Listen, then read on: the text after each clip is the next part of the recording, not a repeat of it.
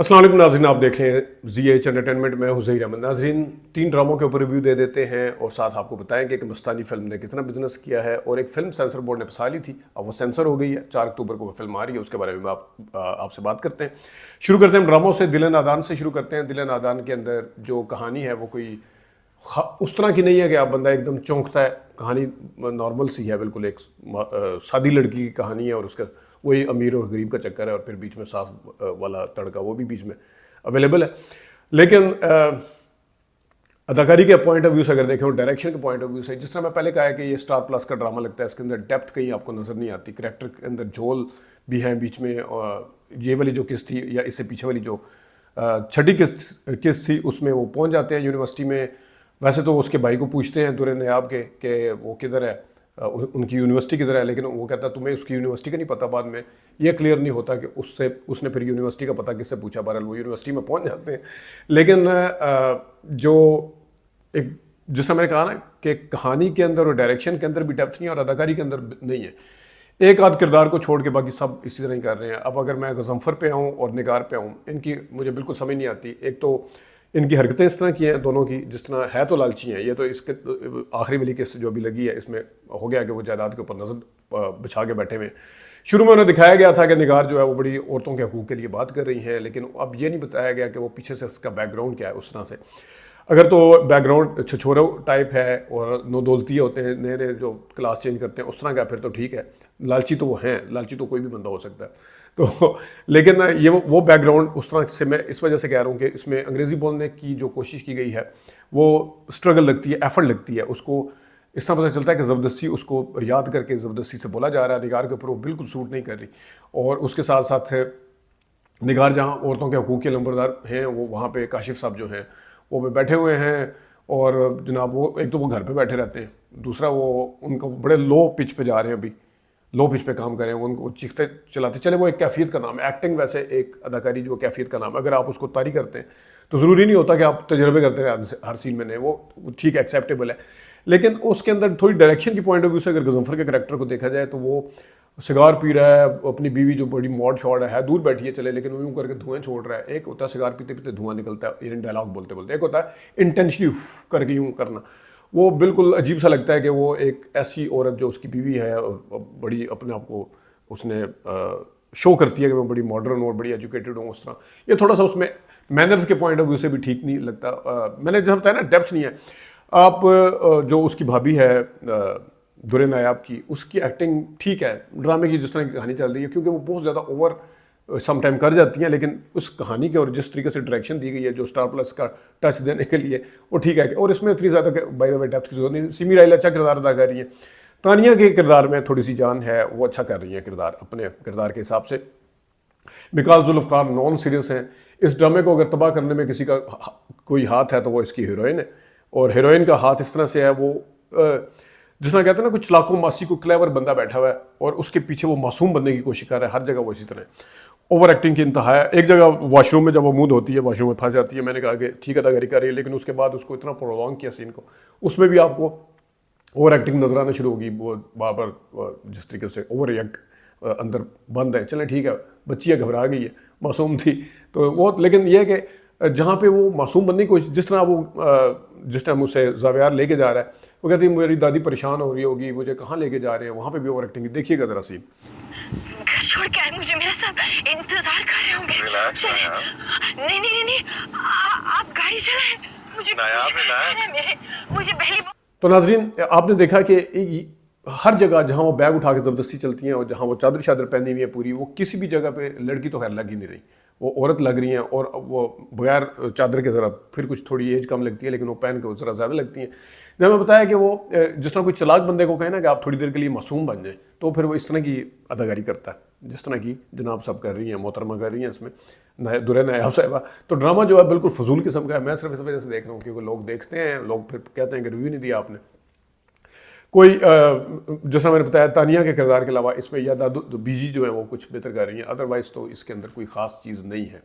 अब आते हैं मेरे पास तुम कह रहा हूँ कभी मैं कभी तुम, शर्जीना और मुस्तफ़ा उनकी केमिस्ट्री बड़ी शानदार है, उसकी सेटिंग ज़बरदस्त है, कहानी बहुत ज़बरदस्त तरीके से आगे बढ़ रही है। इस लास्ट वाली एपिसोड में भाइयों की लड़ाई भी हो जाती है, जो कि मेरे ख्याल में एक अच्छा टच था, एक अच्छा मोड़ है कहानी के अंदर। कहानी में आपको वैसे भी कहीं भी बोरियत नहीं लग रही अभी तक। 16, 17, 18 17 किस्तें हो गई हैं, कहीं आपको फील नहीं होता कि यार खींच रहे हैं ड्रामे को या बोर कर रहे हैं, या वो वैसे एक अच्छी प्लेसमेंट है, हर चीज़ की अच्छी है। अब देखें कि जो ये है अपने बीवी को वो लैपटॉप देने के लिए जाता है, वहाँ पे वो एक दूसरे के साथ वफा की कस्में खा रहे हैं और एक दूसरे से गिले शिकवे भी कर रहे हैं, लेकिन पता चलता है कि वफा दूसरी तरफ उसी का भाई बैठा हुआ वो बेवफाई कर रहा है अपनी अदील जो है और दूसरी लड़की के साथ बैठा हुआ है, वहाँ पे टाइम का पास कर रहा है, अपनी बीवी की बदखोइयाँ कर रहा है, बैठ के गिफ्टें कर रहा है। तो वो जो सेटिंग है वो बहुत ज़बरदस्त की गई है। इसमें जावेद शेख का काम भी अच्छा, बिशन सारी बहुत अच्छा काम, इजी गोइंग है, आराम से कर लेती हैं। उसके साथ उनकी बहन वगैरह भी अच्छा कर रही है। जो उस काम कर रही है अदील की बीवी, बहुत ही ज़बरदस्त कर रही है उस वो किरदार के अंदर। अब वो जिस मैं प्रीवियस ड्रामे में कह रहा था ना कि एक्वायर ज़बरदस्ती की अंग्रेज़ी लगती है, यहाँ पे बहुत नेचुरल है, बहुत बेसाख्ता, मतलब पता चलता है। और हर सीन का जहाँ शर्जीना को वो टीज़ करती है कि उसके रिश्तेदारों के सामने, बहन के सामने, वो वाला भी बहुत ही ज़बरदस्त दिखाया। फिर जो अगर खामोश सीन का मुकाबला किया जाए बाकी ड्रामों से, इसमें खामोश इन द सेंस के पीछे या तो OST चल रहा है या वैसे सोच रहे हैं, तो दोनों उस जगह पे पहुंचते हैं जहाँ पे किसी ज़माने में रुके होते हैं। वो जहाँ बारिश का सीन है, पहले वो जाती है, फिर वो मुस्तफ़ा साहब पहुँचते हैं, वो भी बड़ा इम्पैक्ट है उसका। और इसमें फातिमा मुस्तफ़ा के जो डायलॉग हैं, ख़ासतौर पे जब वो दरवाज़ा बंद करके अंदर चली जाती हैं जो शर्जीना है, तो उस वक्त भी उन्होंने डायलॉग बहुत अच्छे बोले हैं, अदाकारी कमाल की है। तो ओवरऑल ड्रामा जो है ये आपको कहीं पे बोर नहीं होने दे रहा। असल ड्रामे का टेस्टिंग टाइम शुरू होता है जब 20-25 किस्तें हो जाती हैं, फिर उसको जब खींचने की कोशिश की जा रही होती है, लॉजिक्स कम होती चली जाती हैं और बोरियत ज़रा ज़्यादा होती चली जाती है। देखते हैं कि इस ड्रामे के साथ आगे क्या सलूक होगा।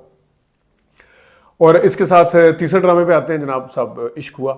इश्क हुआ में वही कोयला फिल्म भरपूर तरीके से चलाई जा रही है और बाहर जो है वो वैसे तो कोयला में वो शाहरुख खान वाला किरदार इसमें अब्दुल्ला कादवानी के बेटे का, लेकिन गेटअप के हिसाब से और ऊपर उसके हिसाब से जनाब कमीज़ शमीज़ और वो रईस मैंने जो पहले बताया था वो बनने की कोशिश की जा रही है। और जो दूसरी लड़की है, लड़की ठीक है अदाकारी इसमें, मतलब है कि वही बात है कि जहाँ पे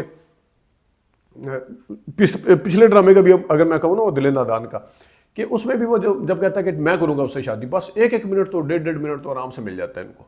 1.5 मिनट कैसे गुजारना है, इंसर्शंस पे इंसर्शंस आ रही हैं, मैं करूँगा शादी, जिसकी इंसर्शन दिखा चुके हैं, फिर आ रही है, फिर आगे जब हैरान कर चुका, फिर उसके पास जाके दोबारा कहता फिर मैं करूँगा तो शादी, फिर दोबारा 30-40 सेकंड के इंसर्शंस हैं, फिर वो इस तरह एक लंबा खींचने की कोशिश। इसी तरह इश्क हुआ में भी जनाब सब बातें जो हैं, बातें मैं ज़रूरी नहीं कि हर टाइम बातें करते चले जाएँ, कहीं कहीं खामोशियाँ भी होती हैं, लेकिन यहाँ पे इंटेंशनली जो है वो इतना लंबा खींचा जाता है सीन को कि बंदा कहता है यार ये इस जगह को इतना ख़ास ज़रूरी नहीं था वैसे।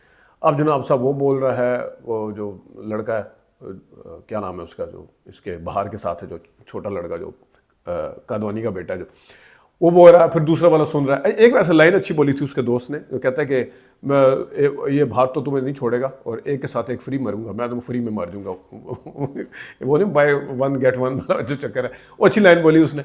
अदरवाइज कोई कहानी बस वो एक प्रिडिक्टेड है, यानी कि एक उसमें सस्पेंस का एलिमेंट भी नहीं है, सब कुछ पता है कि क्या होने जा रहा है। और वो एक जो हाइप थी उसकी शुरू से कहानी की इतनी वो तेज़ रखी गई थी, को अब उसको मज़ीद तेज़ रखना मुश्किल नज़र आ रहा है। वो ड्रामा कोई एक ही जगह घूमता फिरता नज़र आ रहा है। अब आते हैं जनाब जो मैंने आपको कहा था सेंसर ने, आपको याद होगा एक फ़िल्म आनी थी छोटी ईद पे या बड़ी ईद पे मंजू मारिया, वो जनाब सब सेंसर हो गई है, उसको सेंसर बोर्ड ने फंसा लिया था।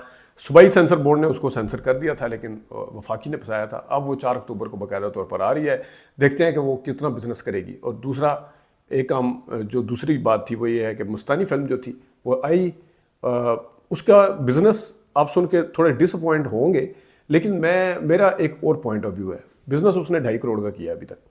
पिंडी कश्मीर और इस्लामाबाद में ये फिल्म बनी है, मुझे नहीं पता इसका बजट कितना, कोई इतनी हाई फाई बजट फिल्म नहीं है। लोकेशन भी ओरिजिनल थी सारी, अदाकार भी आपके सामने अफान और इसने लीड किया आमना ने, फिर हिरा थी।